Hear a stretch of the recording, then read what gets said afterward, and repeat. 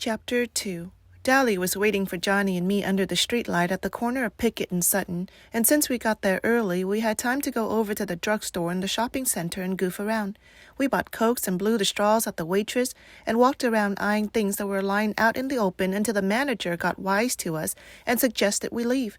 He was too late, though. Dally walked out with 2 packages of Cools under his jacket.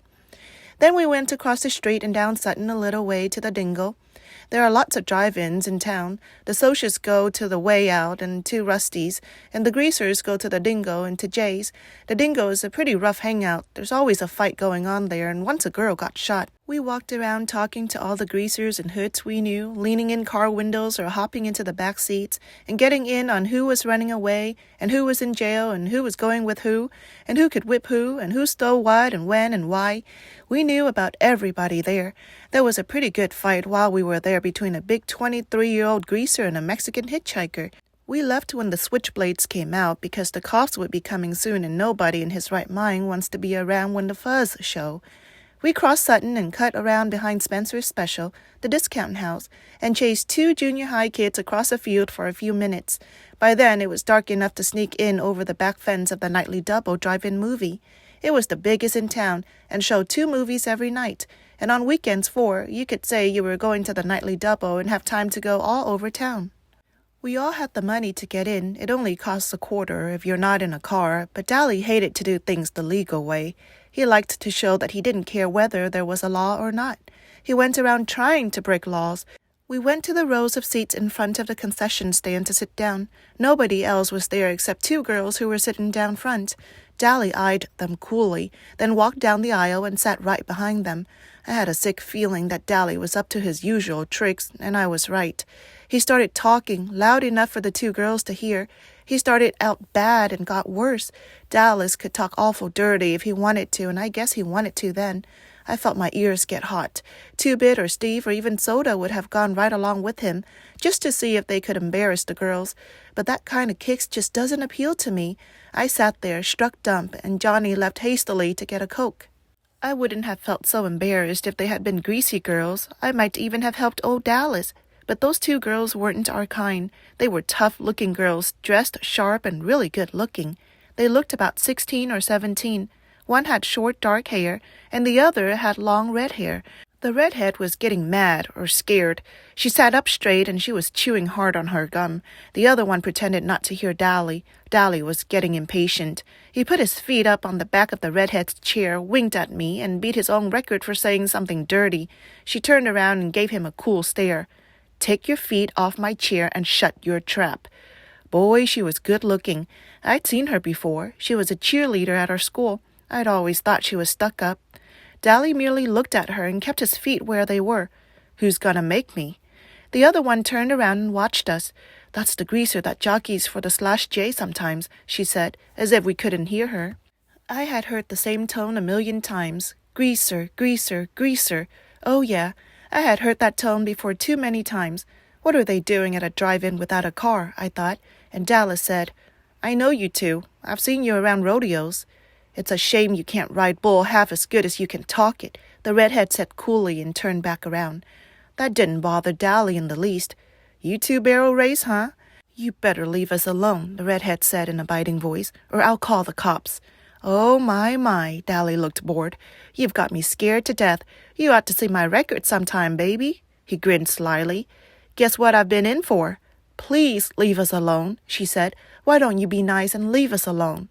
Dally grinned roguishly. "I'm never nice. Want a Coke?" She was mad by then. "I wouldn't drink it if I was starving in the desert. Get lost, hood." Dally merely shrugged and strode off. The girl looked at me. I was half scared of her. I'm half scared of all nice girls, especially Socias. "Are you going to start in on us?" I shook my head, wide-eyed. "No." Suddenly she smiled. Gosh, she was pretty. "You don't look the type. What's your name?" I wished she hadn't asked me that. I hate to tell people my name for the first time. "Ponyboy Curtis." Then I waited for the "you're kidding" or "that's your real name" or one of the other remarks I usually get. Ponyboy's my real name, and personally I like it. The redhead just smiled. "That's an original and lovely name." "My dad was an original person," I said. "I've got a brother named Soda Pop, and it says so on his birth certificate. My name's Sherry, but I'm called Cherry because of my hair, Cherry Valens. I know, I said. You're a cheerleader. We go to the same school. You don't look old enough to be going to high school, the dark-haired girl said. I'm not. I got put up a year in grade school. Cherry was looking at me. What's a nice, smart kid like you running around with trash like that for? I felt myself stiffen. I'm a Grease, same as Dally. He's my buddy. I'm sorry, Pony Boy, she said softly. Then she said briskly, Your brother Soda Pop, does he work at a gasoline station? A DX, I think? Yeah. Man, your brother is one doll. I might have guessed you were brothers. You look alike. I grinned with pride. I don't think I look one bit like Soda, but it's not every day I hear socias telling me they think my brother is a doll. Didn't he used to ride in rodeos? Saddle bronc? Yeah, Dad made him quit after he tore a ligament, though. We still hang around rodeos a lot. I've seen you two barrel race. You're good. Thanks, Cherry said, and the other girl, who was named Marcia, said, How come we don't see your brother at school? He's not any older than 16 or 17, is he? I winced inside. I've told you I can't stand it when Soda dropped out.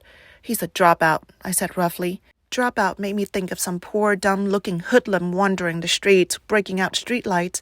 It didn't fit my happy-go-lucky brother at all. It fitted Dally perfectly, but you could hardly say it about Soda.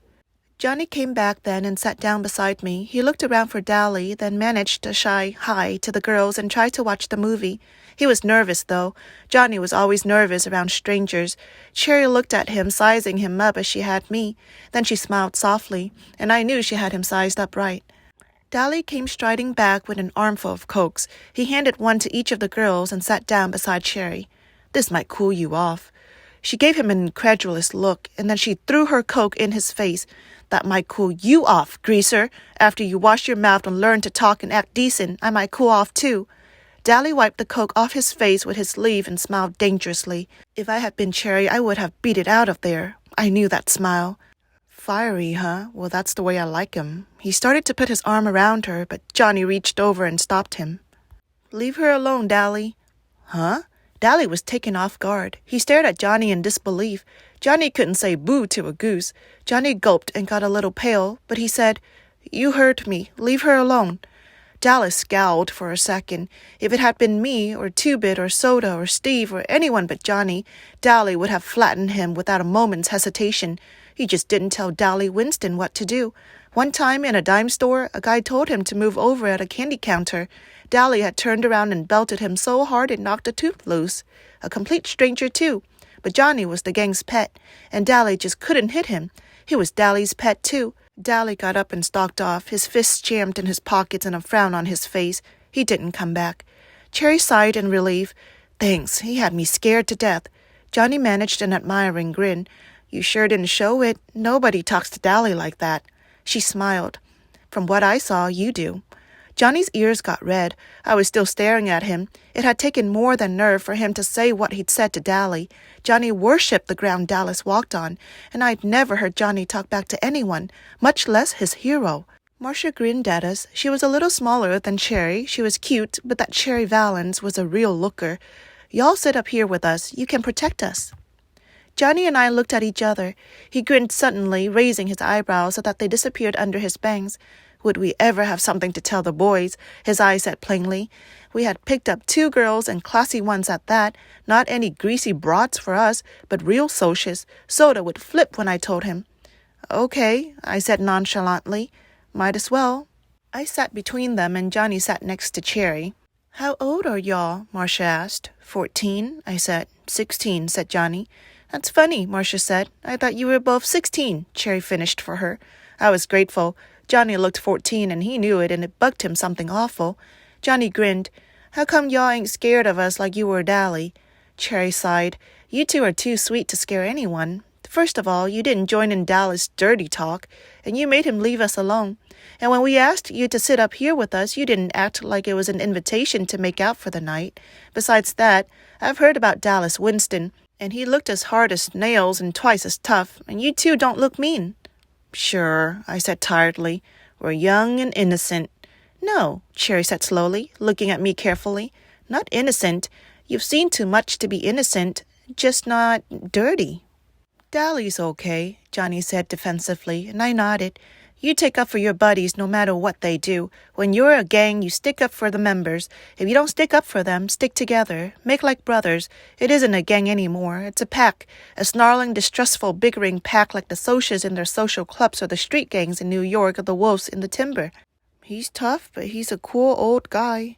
He'd leave you alone if he knew you, I said, and that was true. When Steve's cousin from Kansas came down, Dally was decent to her and watched his swearing. We all did around nice girls who were the cousinly type. I don't know how to explain it. We try to be nice to the girls we see once in a while, like cousins or the girls in class. But we still watch a nice girl go by on a street corner and say all kinds of lousy stuff about her. Don't ask me why. I don't know why. Well, Marcia said with finality, I'm glad he doesn't know us. I kind of admire him, Cherry said softly, so only I heard, and then we settled down to watch the movie. Oh, yeah, we found out why they were without a car. They'd come with their boyfriends, but walked out on them when they found out the boys had brought some booze along. The boys had gotten angry and left. I don't care if they did, Cherry sounded annoyed. It's not my idea of a good time to sit in a drive-in and watch people get drunk. You could tell by the way she said it that her idea of a good time was probably high class and probably expensive. They decided to stay and see the movie anyway.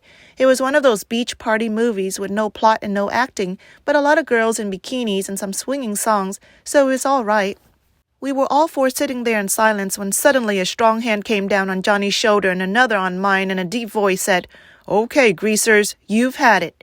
I almost jumped out of my skin. It was like having someone leap out from behind a door and yell boo at you. I looked fearfully over my shoulder, and there was Two-Bit, grinning like a chessy cat.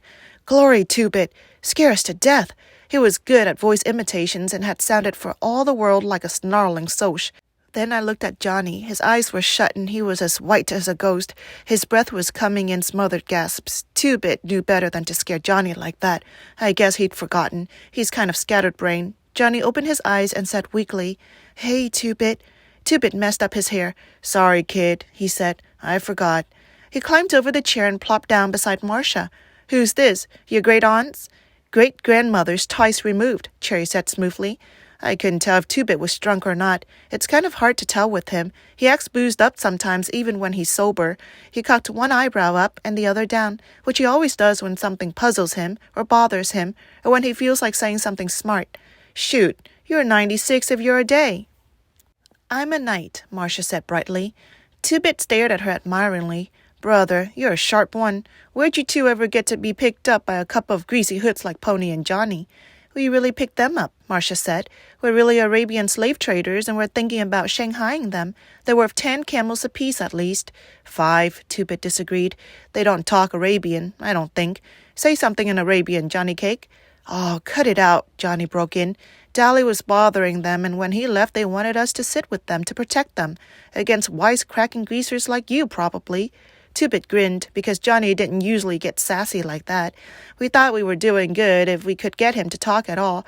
Incidentally, we don't mind being called greaser by another greaser. It's kind of playful then. Hey, where's old Dally anyways? He went hunting some action, booze or dames or a fight. I hope he don't get jailed again. He just got out. He'll probably find the fight, Two-Bit stated cheerfully. That's why I came over. Mr. Timothy Shepard and company are looking for whoever so kindly slashed their car's tires, and since Mr. Curly Shepard spotted Dallas doing it, well, does Dally have a blade? Not that I know of, I said. I think he's got a piece of pipe, but he busted his blade this morning. Good. Tim will fight fair if Dally don't pull a blade on him. Dally shouldn't have any trouble. Cherry and Marcia were staring at us. You don't believe in playing rough or anything, do you? A fair fight isn't rough, Two-Bit said. Blades are rough. So are chains and heaters and pool sticks and rumbles. Skin fighting isn't rough. It blows off steam better than anything. There's nothing wrong with throwing a few punches. Socias are rough. They gang up on one or two, or they rumble each other with their social clubs. Us greasers usually stick together. But when we do fight among ourselves, it's a fair fight between two, and Dally deserves whatever he gets, 'cause slashed tires ain't no joke when you've got to work to pay for them. He got spotted too, and that was his fault. Our one rule besides stick together is don't get caught. He might get beat up, he might not. Either way, there's not going to be any blood feud between our outfit and Shepard's. If we needed them tomorrow, they'd show. If Tim beats Dally's head in and then tomorrow asks us for help in a rumble, we'll show. Dally was getting kicks. He got caught. He pays up. No sweat. Yeah, boy, Cherry said sarcastically. Real simple. Sure, Marcia said, unconcerned. If he gets killed or something, you just bury him. No sweat. You dig okay, baby. Two-Bit grinned and lit a cigarette. Anyone want a weed? I looked at Two-Bit admiringly. He sure put things into words good. Maybe he was still a junior at 18 and a half, and maybe his sideburns were too long, and maybe he did get boozed up too much, but he sure understood things. Cherry and Marcia shook their heads at his offering of cigarettes, but Johnny and I reached for one. Johnny's color was back and his breathing was regular, but his hand was shaking ever so slightly. A cigarette would steady it. Ponyboy, will you come with me to get some popcorn? Cherry asked. I jumped up. Sure. Y'all want some? I do, said Marcia. She was finishing the Coke Dally had given her. I realized then that Marcia and Cherry weren't alike. Cherry had said she wouldn't drink Dally's Coke if she was starving, and she meant it. It was the principle of the thing. But Marcia saw no reason to throw away a perfectly good free Coke. Me too, said Two-Bit. He flipped me a 50-cent piece. Get Johnny some too. I'm buying, he added as Johnny started to reach into his jeans pocket. We went to the concession stand, and as usual, there was a line a mile long, so we had to wait. Quite a few kids turned to look at us. You don't see a Kid Grease and a Sochi cheerleader together often. Cherry didn't seem to notice. Your friend, the one with the sideburns, he's okay? He ain't dangerous like Dallas, if that's what you mean. He's okay. She smiled, and her eyes showed that her mind was on something else. Johnny, he's been hurt bad sometime, hasn't he? It was more of a statement than a question. Hurt and scared. It was the Socs, I said nervously, because there were plenty of Socs milling around and some of them were giving me funny looks, as if I shouldn't be with Cherry or something, and I don't like to talk about it either. Johnny getting beat up, but I started in talking a little faster than I usually do because I don't like to think about it either. It was almost 4 months ago. I had walked down the DX station to get a bottle of pop and to see Steve and Soda, because they'll always buy me a couple of bottles and let me help work on the cars. I don't like to go on weekends because then there's usually a bunch of girls down there flirting with Soda. All kinds of girls, Socs too. I don't care too much for girls yet. Soda says I'll grow out of it. He did. It was a warmish spring day with the sun shining bright, but it was getting chilly and dark by the time we started for home. We were walking because we had left Steve's car at the station. At the corner of our block, there's a wide open field where we play football and hang out, and it's often a site for rumbles and fist fights. We were passing it, kicking rocks down the street and finishing our last bottle of Pepsi, when Steve noticed something lying on the ground. He picked it up. It was Johnny's blue jeans jacket, the only jacket he had. Looks like Johnny forgot his jacket, Steve said, slinging it over his shoulder to take it by Johnny's house. Suddenly, he stopped and examined it more carefully. There was a stain the color of rust across the collar. He looked at the ground. There were some more stains on the grass. He looked up and across the field with a stricken expression on his face. I think we all heard the low moan and saw the dark motionless hump on the other side of the lot at the same time. Soda reached him first. Johnny was lying face down on the ground. Soda turned him over gently, and I nearly got sick. Someone had beaten him badly. We were used to seeing Johnny banged up. His father clobbered him around a lot, and although it made us madder than heck, we couldn't do anything about it. But those beatings had been nothing like this. Johnny's face was cut up and bruised and swollen, and there was a wide gash from his temple to his cheekbone. He would carry that scar all his life. His white T-shirt was splattered with blood. I just stood there, trembling with sudden cold. I thought he might be dead. Surely nobody could be beaten like that and live. Steve closed his eyes for a second and muffled a groan as he dropped on his knees beside Soda. Somehow the gang sensed what had happened. Two-Bit was suddenly there beside me, and for once his comical grin was gone and his dancing gray eyes were stormy. Derry had seen us from our porch and ran toward us, suddenly skidding to a halt. Dally was there too, swearing under his breath and turning away with a sick expression on his face. I wondered about it vaguely. Dally had seen people killed on the streets of New York's West Side.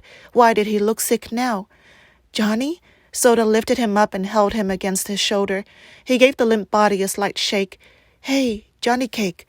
Johnny didn't open his eyes, but there came a soft question. Soda? Yeah, it's me, Soda Pop said. Don't talk. You're gonna be okay. There was a whole bunch of them, Johnny went on, swallowing, ignoring Soda's command. A blue Mustang, fool. I got so scared. He tried to swear, but suddenly started crying, fighting to control himself, then sobbing all the more because he couldn't. I had seen Johnny take a whipping with a 2x4 from his old man and never let out a whimper. That made it worse to see him break now. Soda just held him and pushed Johnny's hair back out of his eyes.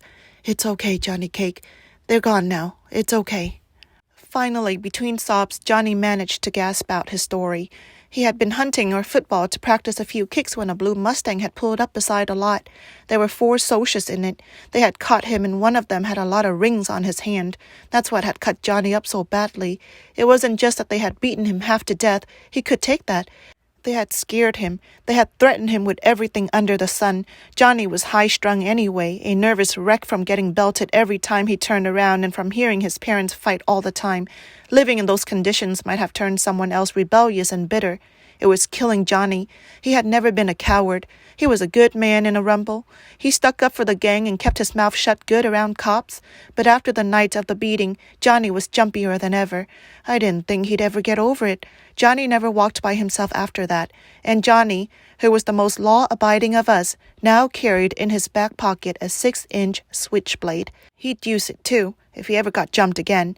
They had scared him that much. He would kill the next person who jumped him. Nobody was ever going to beat him up like that again, not over his dead body. I had nearly forgotten that Cherry was listening to me, but when I came back to reality and looked at her, I was startled to find her as white as a sheet. All Socias aren't like that, she said.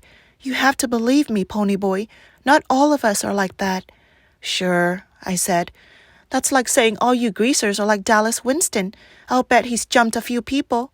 I digested that. It was true. Dally had jumped people. He had told us stories about muggings in New York that made the hair on the back of my neck stand up. But not all of us were that bad. Cherry no longer looked sick, only sad. I'll bet you think the Socias have it made. The rich kids, the West Side Socias. I'll tell you something, Ponyboy, and it may come as a surprise. We have troubles you've never even heard of. You want to know something? She looked at me straight in the eye. Things are rough all over. I believe you, I said. We better get back out there with the popcorn or Two-Bit will think I ran off with his money. We went back and watched the movie through again. Marcia and Two-Bit were hitting it off fine. Both had the same scatterbrained sense of humor. But Cherry and Johnny and I just sat there, looking at the movie and not talking. I quit worrying about everything and thought about how nice it was to sit with a girl without having to listen to her swear or to beat her off with a club. I knew Johnny liked it too. He didn't talk to girls much. Once while Dallas was in reform school, Sylvia had started hanging on to Johnny and sweet-talking him, and Steve got hold of her and told her if she tried any of her tricks with Johnny, he'd personally beat the tar out of her. Then he gave Johnny a lecture on girls and how a sneaking little brat like Sylvia would get him into a lot of trouble. As a result, Johnny never spoke to girls much, but whether that was because he was scared of Steve or because he was shy, I couldn't tell. I got the same lecture from Two-Bit after we'd pick up a couple of girls downtown one day.